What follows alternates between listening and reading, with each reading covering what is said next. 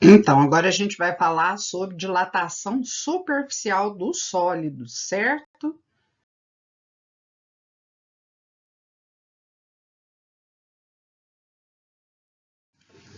A dilatação superficial dos sólidos, ela leva em consideração duas áreas, né? Quer dizer, uma área com duas medidas. Então, a gente vai ter aqui uma medida, pode ser comprimento, largura, e a outra medida.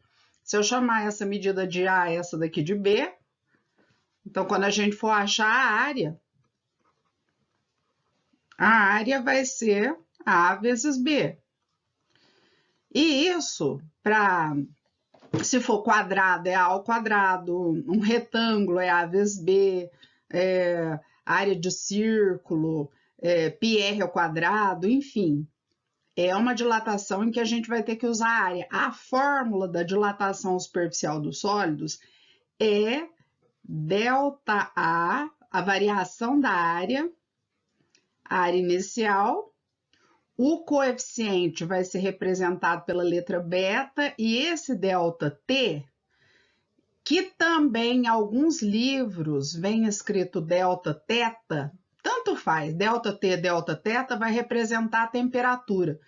Então, aqui a gente tem a variação, né, da área. Aqui a gente tem a área inicial. Esse é o coeficiente. Tem uma tabela que dá o valor para alumínio, chumbo, cobre. E esse outro, finalmente, ΔT ou delta teta, vai ser a variação da temperatura, certo? Da temperatura. Agora, uma coisa que eu queria que vocês entendessem é que existe uma relação entre os coeficientes que eu já falei com vocês. Eu já falei do coeficiente alfa. Agora eu estou falando do coeficiente beta. Então vamos para a lâmina seguinte. Os coeficientes de dilatação, vocês vão estudar três tipos de dilatação. A linear, onde o coeficiente usado é o alfa, a gente já viu.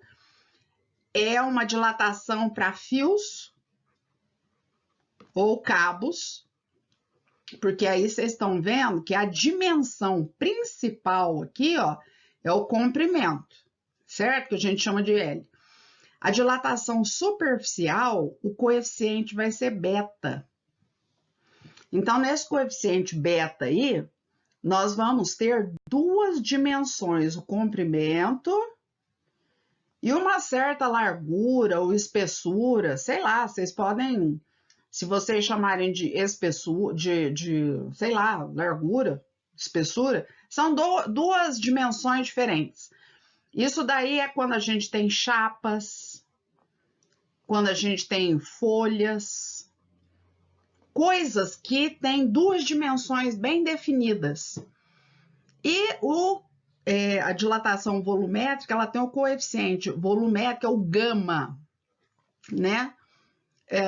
Quando o objeto em questão que dilata, ele tiver três dimensões bem definidas. Pode ser largura aqui pode ser espessura, mas ele ainda tem, por exemplo, uma certa, sei lá, altura, tá? Então, ele tem três dimensões, ou A, B, C, ou X, Y, Z, tanto faz. Então, aqui é quando o objeto ele dilata nas suas três dimensões, ele tem três dimensões bem definidas. Isso acontece, então, para esferas, cubos, um tijolo, uns paralelepípedos, enfim, essas figuras, elas são aquelas que vão apresentar dilatação volumétrica. E eu queria também já falar rapidinho com vocês, olha, sempre que eu tiver o beta, como nós temos aqui no beta duas dimensões bem definidas, o beta ele sempre vale duas vezes o coeficiente alfa. O volumétrico, como são 3 dimensões, né, bem definidas, altura, largura e lá a espessura, nós vamos ter que o gama, ele vale 3 vezes o alfa. A tabela que a gente tem é sempre uma tabela que tem os valores para alfa, sempre para alfa, coeficiente de dilatação alfa. Quando a gente for usar as fórmulas, se for dilatação superficial, nós vamos usar beta, então. E se for volumétrico, nós vamos usar gama. Tem que pegar o valor alfa e ou multiplicar por 2, no caso, para achar a beta, ou multiplicar por 3 para achar o gama. Nós vamos ver isso nos exercícios, certo? Então, primeiro exercício. Uma lâmina de ferro tem dimensões de 10 por 15 em uma temperatura normal. Isso daí, para nós, vai dar a área inicial. A área inicial, então, é 10 vezes 15, já está tudo em metros. Nós temos 150 metros quadrados, porque é uma área, certo? Isso vai dar uma área. E a área inicial, ao ser aquecida 500 graus Celsius, então quer dizer que a variação de temperatura, ela é de 500 graus Celsius, é outro dado. Qual será a área dessa superfície? Então, aqui a pergunta é qual vai ser a área final, tá? Não sei a área final. Aí eu pego a fórmula, ΔA, variação da área, a zero, beta, ΔT, e tem aqui o coeficiente do ferro. Vejam que foi dado o alfa do ferro. Como nós estamos falando de superfície, eu preciso do beta, que eu faço? Eu multiplico por 2. Isso vai dar 26 vezes 10 a menos 6 graus Celsius a menos 1, tudo bem? Então, deu 26 porque eu tenho que multiplicar por 2. Por quê? O beta leva em consideração comprimento e largura, a área. ΔA vai ser igual comprimento inicial 150. O beta, acabamos de ver, que é 26 vezes 10 a menos 6. O ΔT, essa variação de temperatura, 500. Então, a variação aqui de área, eu pego 150 vezes 26 vezes o 500, multiplico, vai dar 195, são 4 zeros. Espera aí, vamos ler isso daqui, né? 1.950.000 vezes 10 a menos 6. Aí, o que eu faço, né? Esse valor aqui, como é 10 a menos 6, eu vou ter que caminhar com a vírgula 6 casas para a esquerda. Então, vamos lá. 1 casa, 2, 3, 4, 5, 6. Então, vai ficar 1,95 metros quadrados. Isso, gente, é a dilatação. Uma pergunta não é dilatação, hein? É o comprimento final. Então, o que eu faço? Para a gente achar, deixa eu separar aqui, ó. Para a gente achar o comprimento final, A vai ser igual ao comprimento inicial mais o inicial. Perdão, errei aqui na colocação. Eu já apago dessa maneira para andar mais rápido. E para não perder tudo que eu já fiz. A área final, desculpa, vai ser igual ao a área inicial mais a dilatação da área. Mil desculpas. Então, a área final vai ser igual à área inicial, que era 150, mais a variação da área, o aumento da área, A área final vai ser igual, então, a 151,95 metros quadrados. Essa, então, é a resposta. Desculpa pelo errinho lá, mas tudo bem, vamos lá, é a pressa. Para não ficar... Agora, essa questão número 2, ela é uma questão que começou falando de um quadrado. A área do quadrado, vocês já sabem, é a área inicial, hein? Ela vai ser lado vezes lado, então 2 ao quadrado. Essa é a área do quadrado, não é? Então, 4 metros quadrados. O que mais? Nós temos já foi dado o coeficiente de dilatação superficial. Então, ele já é o beta, hein? O beta é 1,6 vezes 10 a menos 5 graus Celsius a menos 1. Determine a variação diária. Variação diária é o ΔA. Esse aqui é mais fácil, porque ele é direto e está falando que ele é aquecido em 80 graus. Quando a gente fala em, não é até atingir 80 graus, não, é em 80, ou seja, se era 10, passou para 90. Se é 50, passou para 130. Variou, já é o ΔT, 80 graus Celsius, certo? Então, é tudo direto na fórmula. A variação de área é igual à área inicial a zero, beta ΔT. Fórmula direto. Vamos achar a variação na área. A área inicial é 2. O beta é 1,6 vezes 10 a menos 5. A variação de temperatura, 80. Nós vamos multiplicar o 2, 1,6 e o 80. Essa multiplicação dá 192 vezes 10 a menos 5, né? Então, a variação da área vai ser igual. Aí, o que nós vamos fazer? Olha, 10 a menos 5. Para escrever em notação científica, se eu colocar uma vírgula aqui, ó, 2 casas à minha esquerda, se eu escrever 1,92, eu diminuí aqui em 2 casas, né? Diminui esse expoente aqui, ele tem que aumentar. Como ele é negativo, quem é 2 casas maior é o menos 3, hein? Ele é negativo. Isso é em metros quadrados, porque é área. É a área que aumentou, então, tá certo? Então, lá, ó, tudo bem? Essa é a resposta. Questão número 3, vamos lá. Uma chapa de alumínio tem furo central de 100 centímetros. Nós vamos ter a área inicial, que é do círculo, πr ao quadrado.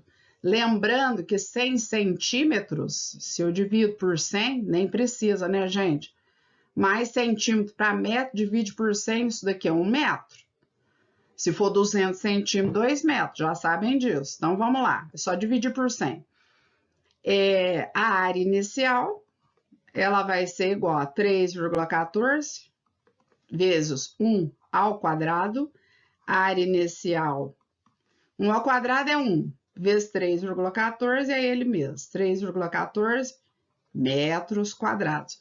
A propósito, se vocês imaginarem esse raio que eu estou marcando aqui agora, olha essa chapa preta, é onde eu estou marcando aqui, ó. Esse raio, gente, que eu acabei de marcar, ele aumenta. Então, quer dizer que na hora que houver a dilatação, o furo fica maior. Eu espero que vocês entendam que este raio, ele sempre vai aumentando e o furo vai ficando cada vez maior.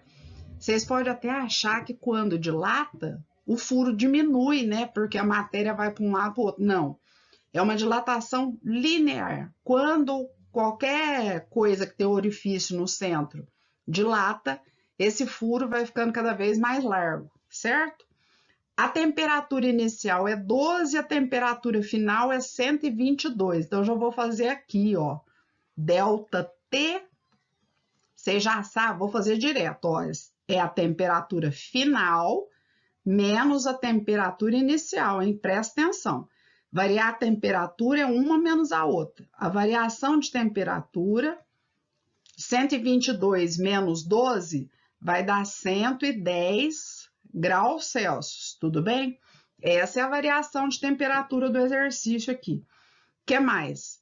Nós sabemos, aqui está falando coeficiente de dilatação linear. Esse valor aqui, ó, é o alfa, viu, gente? E como a gente precisa do beta, eu já falei que isso daqui vai ter que ser multiplicado por 2. Então, aqui embaixo, ó, já vou pôr isso, ó. Beta não será 22. O beta é 2 vezes o alfa, porque é superficial. O beta será 44 vezes 10 a menos 6 graus Celsius a menos 1.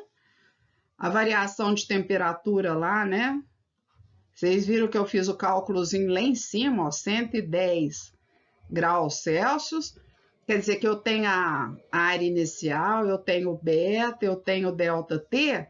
Vamos para a fórmula. Variação de área inicial, beta, delta T. A variação da área vai ser área inicial, que é 3,14, vezes o beta, que é 44 vezes 10 a menos 6. Variação de temperatura 110. Variação de área, então, eu preciso multiplicar 3,14 vezes 44 e vezes 110. Isso daí dá um número bem grandinho, viu, gente? Vai dar 15, 197,6. Então, deu 15.197,6 vezes 10 a menos 6, hein? Aí é lógico que isso daqui, se eu escrever em notação científica, vamos lá, ó, são 6 casas que eu tenho que deslocar a vírgula, não é? Então, ó, 1, 2, 3, 4, 5, e ainda vou ter que pôr um zerinho aqui, então vai ficar 0,015. Gente, pode desprezar esse resto do número aqui, ó. Eu já coloquei um zero, então, ó, olha lá, ó, 0,15, ó, o 0,15 aqui, ó, certo? Olha o 0,15 aqui. Então, já ficou 0,015. Eu já desloquei a vírgula 6 casas para a esquerda. Olha isso aí, hein? E isso é em metro quadrado. Aí, para terminar, aqui está perguntando a nova área. Como a pergunta é a nova área, a área final. Quando eu quero achar uma área final, o que eu faço? Aqui tinha no começo a área inicial mais a dilatação sofrida. Não é isso? Então, a área final vai ser a área inicial, olha ela aqui, ó, 3,14. Mais essa dilatação sofrida aqui, ó. Essa dilatação sofrida é 0,015. Então, a área final será igual a 3,155, porque ó, esse zero aqui eu vou somar com esse 1, né? 0 com 1 vai dar esse 1 aqui. O 4 eu somo com esse 1, vai ficar esse 5 aqui. Tem esse 5 aqui de brinde lá na terceira casa. Bom, somou os dois números, deu 3,155 metros quadrados. Essa é, então, a área que vai ser atingida pelo furo. É a área lá do furo central, que fica maior, certo? E sobre isso, vamos para a lâmina seguinte. Vamos lá.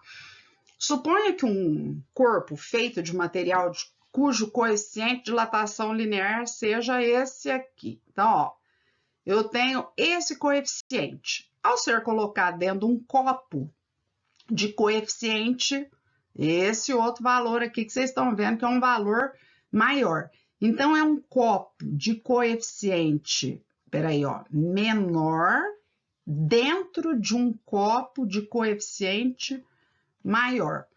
Gente, pensa no seguinte, eu tenho um copo dentro do outro copo. E vocês vão imaginar essa seguinte questão aqui, ó, tem o copo A, coeficiente menor, copo B, coeficiente maior. Na hora que eu colocar um dentro do outro, muitas vezes um copo prende dentro do outro. Aí o que acontece? Um copo prende dentro do outro, você quer tirar um copo de dentro do outro. O que você pode fazer para tirar? Então fala aqui, ó, pessoa A, 1, né? A pessoa A aconselhou esfriar o copo. Vamos pensar, se esfriar esses copos, esse de fora, como ele tem um coeficiente maior, não é isso? O de fora tem um coeficiente maior. Ele dilata mais, mas ele também sofre maior contração. Quem dilata mais também contrai mais, diminui mais. Como ele vai diminuir de tamanho mais que o A, ele vai prender ainda mais o A. Vai prendendo, pode até trincar o copo A. Então, isso daqui tá errado, isso daqui é não é isso que eu faço. O que a pessoa B sugeriu? Que os dois fossem aquecidos. Pensa, o B tem coeficiente maior, não é? Como ele vai dilatar mais, então o que vai acontecer dali um tempo? O A aumenta de tamanho, o B aumenta ainda mais. Aí solta o copo. Então, o de fora, tendo coeficiente maior, você põe na água quente, ele vai soltar o copo de dentro. Esse é o procedimento correto, esse é um procedimento verdadeiro, certo? E a pessoa C diz que não podia fazer nada. Essa daqui é uma boba, porque ela não acha que nada pode ser feito e para ela nunca vai dar nada certo. Então, é a 2 que está certo. E é isso que eu tinha para explicar, e agora vocês vão fazer os exercícios semelhantes a esse, certo?